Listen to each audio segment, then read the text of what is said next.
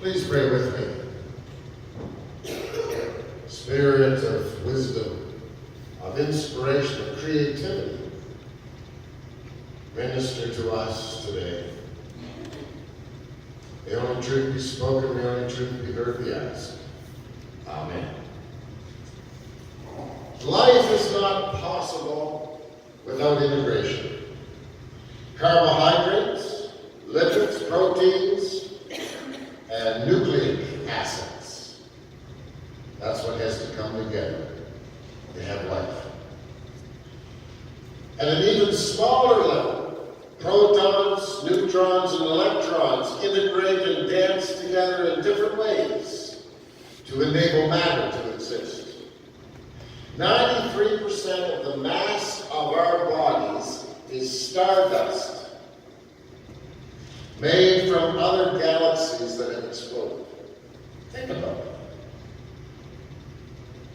There's some integration.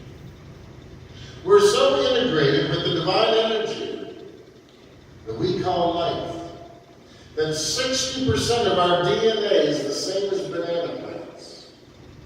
So when they tell you you're going bananas, you're right. 90% of our DNA is the same as cats. Think of it.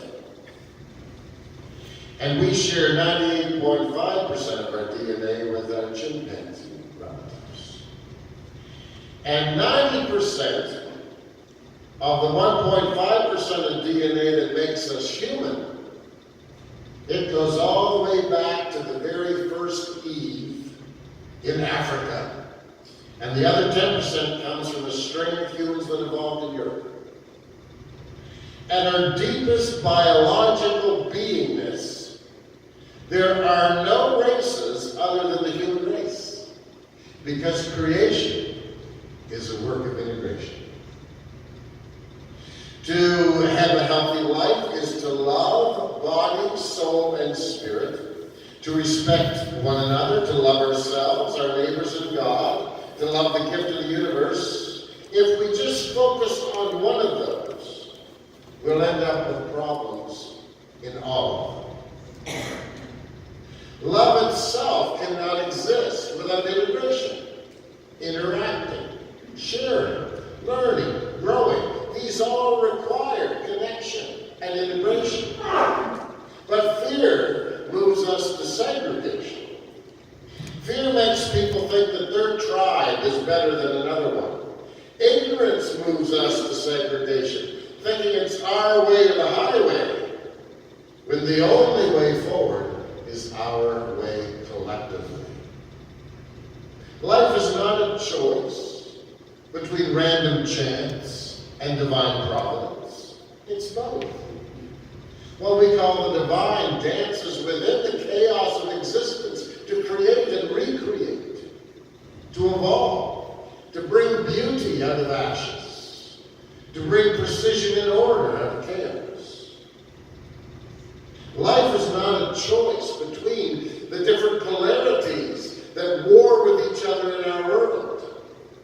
Conservatives have some truth, so do liberals, so do the Greens, so do the NDP.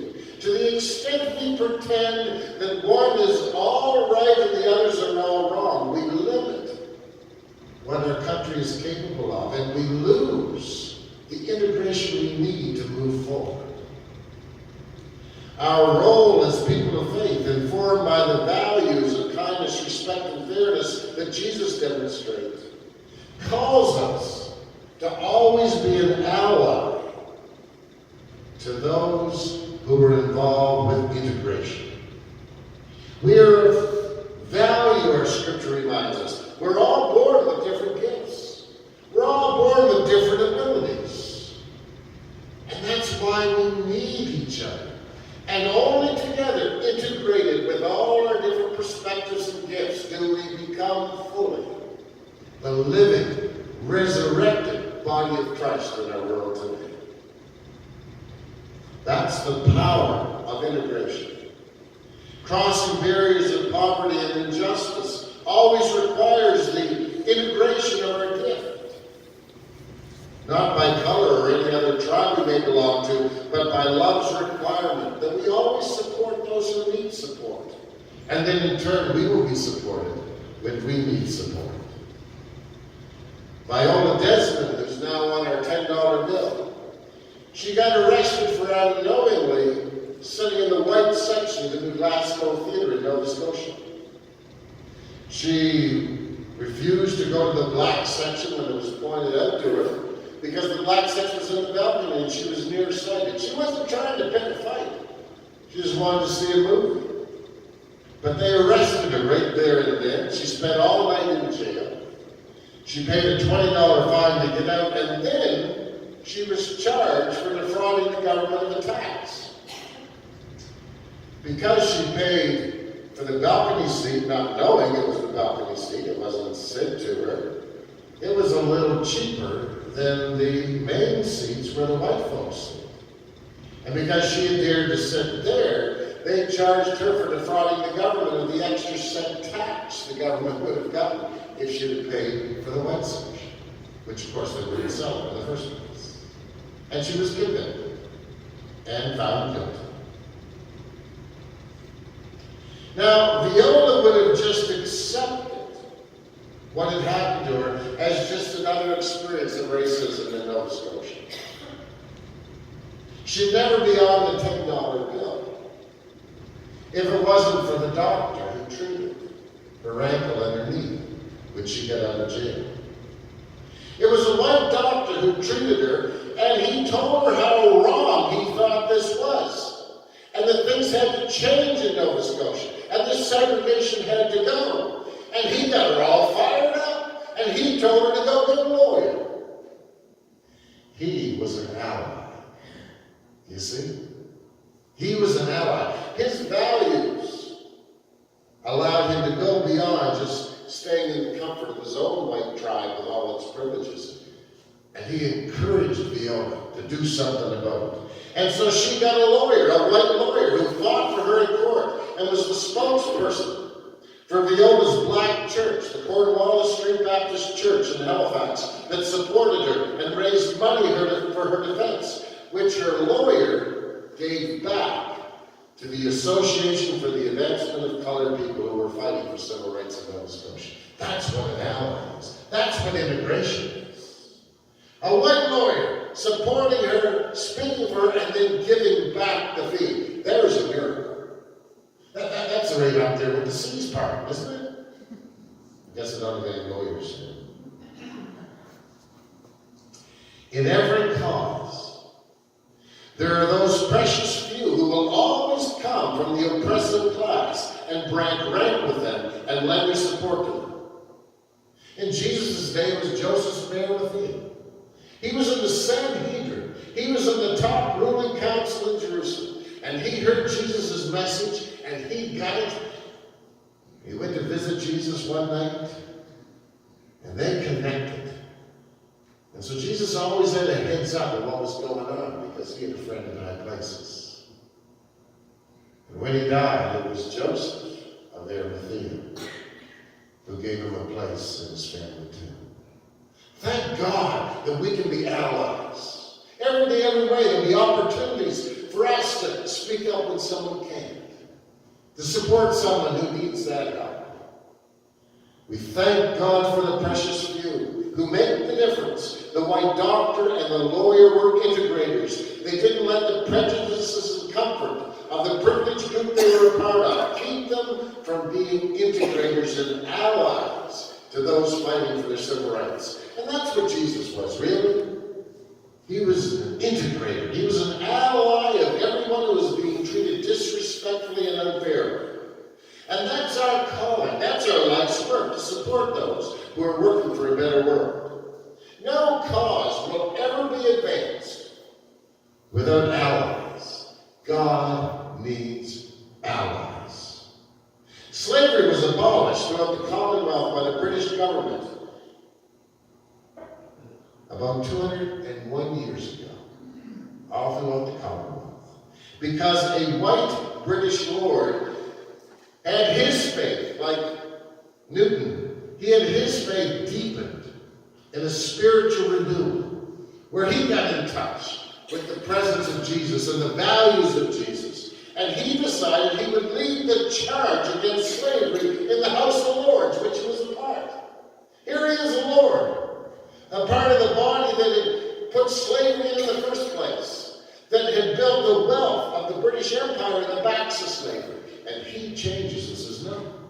Now I'm going to work in this body I'm a part of to change things. And so William Wilberforce became an ally to the public protests against slavery in the very place of power that set up slavery in the first place, against the interests of his friends and social connections. He was willing to be an integrator, an ally to those who so desperately need freedom all throughout the Commonwealth.